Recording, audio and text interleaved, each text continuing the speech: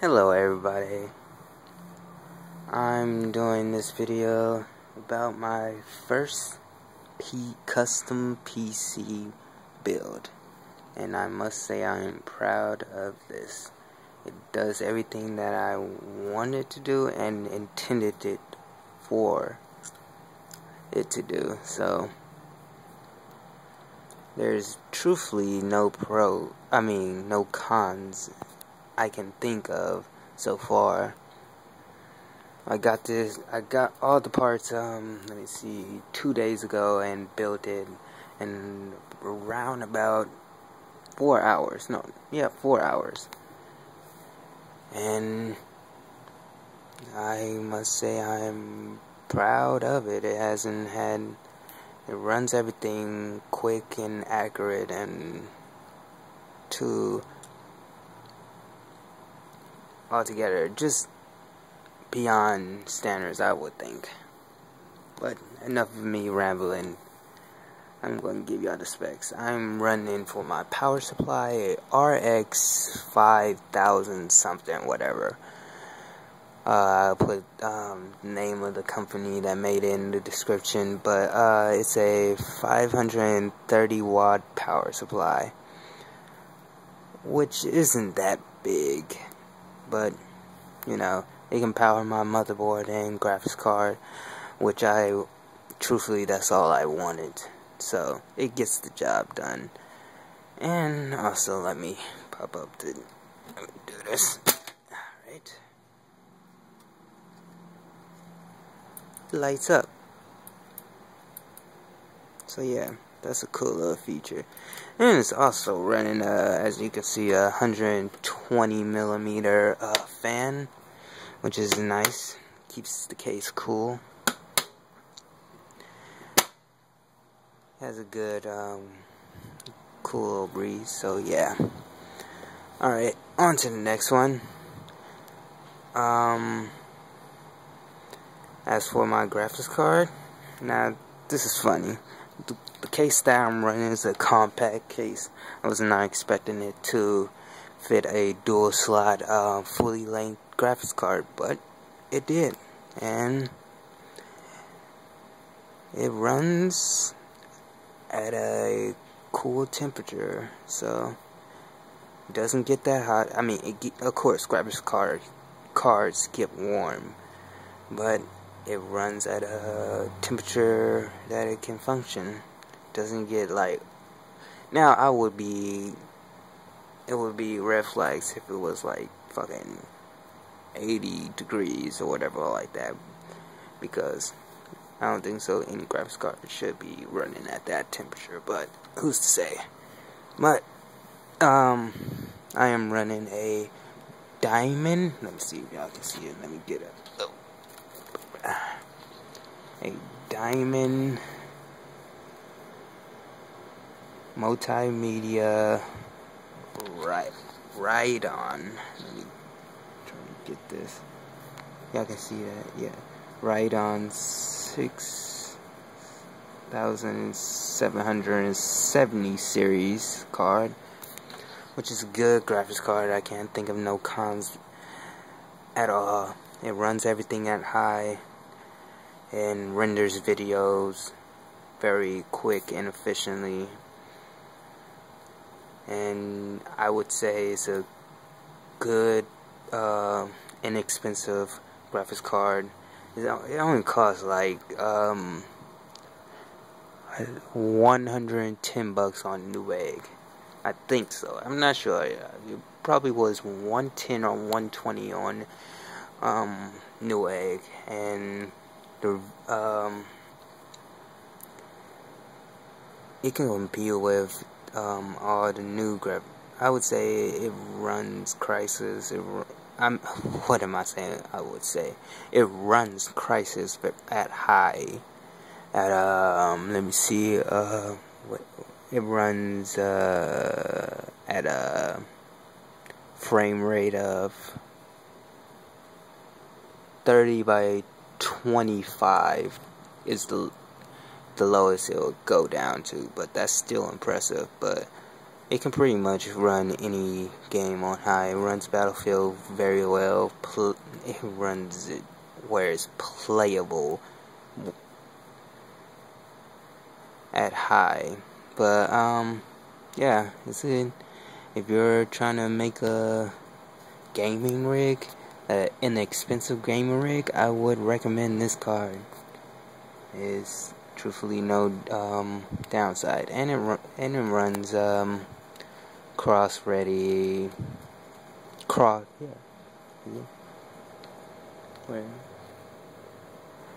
Crossfire X ready, and let's see, DirectX 11.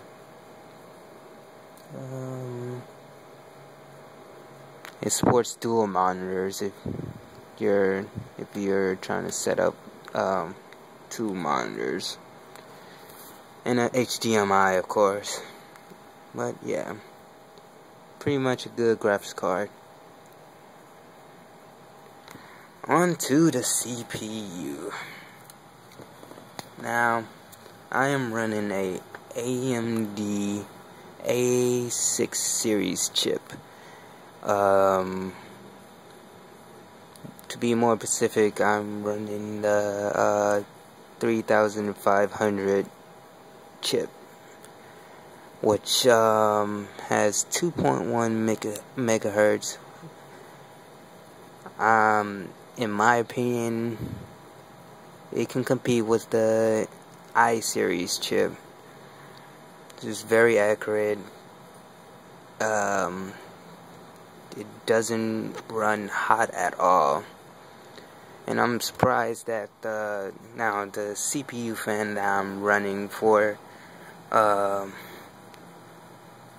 CPU fan that I'm running came out the case of my processor box. I was not expecting that much out of it, but it keeps the CPU very, very cool. So AMD, I would say, you have a new loyal customer, I will say. But it's very accurate. It's a triple core too, so it's pretty cool. And as for memory, I'm running 2 sticks of gigabytes, which add up to 4 gigabytes of RAM. And memory type is DDR3. Now, later on, I plan to upgrade my memory to, I don't know, 16 gigabytes. But the motherboard holds up to 32 gigabytes and has 4 slots of memory, so which is nice, very nice. But yeah, I'm running 4 gigabytes of memory so far. Later on, I'll upgrade when I have the money, of course. Alright, on to the motherboard. Now, if y'all, let me see. The motherboard that I am running is a ASUS FM1 Pro. Now, as I said in the beginning of this video, this is my first build, so I was very rough in installing this motherboard. I was not expecting it to work, but it did. And I would say, ASUS, you have a new proud customer, because not only is this motherboard is very durable, it has so many features. It has 2 PCI Express channels, not only like 16, but 2.0 6x16, which is nice, and 4 slots. And this is a micro ATX board, so you don't see that many motherboards that support 4 4 slots of memory that hold up to 32 gigabytes of memory, and the chipset is Crossfire X ready. So I have a graphics card that runs Crossfire and a motherboard that runs Crossfire, so which is nice. Do it together, a good combo. And of course it supports DirectX. And pretty much this motherboard supports every feature that I wanted, and so it was pretty nice. And alright, I'm running a standard DVD I don't know, disc tray, whatever, fuck it. And as for my hard drive, I am running a Seagate barrcadu drive, 500 gigabyte drive.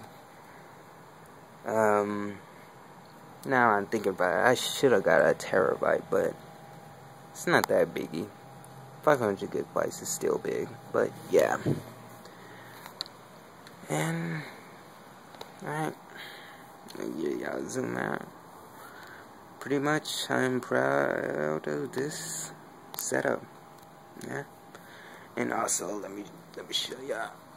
I am running it on my HD TV, and yes, that is YouTube. Alright, let me show y'all the heat range of this. Alright, if y'all can see, let me zoom in. If y'all can see this, these are my temperatures of my rig or whatever. It's pretty cool, right? The graphics card is always going to be, oh, this is strange, I was not expecting that. My graphics card is actually the coolest thing. I don't know why my hard drive is hot, but the average for my graphics card, if it's running and streaming, if it's running games and streaming HD videos, it'll peak at let me see, about 48 to 50 degrees, which is not that hot. It's warm, I would say. And the motherboard would be at 40 to 35, and the CPU, the highest will go is just 20. That's truthfully it. And everything else is pretty cool, I would say. So, and later on, I'm gonna get for my graphics card a PCI twin fan cooler, because hopefully they'll solve that heating issue and turn it down to like by 10 degrees down. I don't know, but yeah, that's my setup. And if you have any questions, please inbox me. Okay. Alright.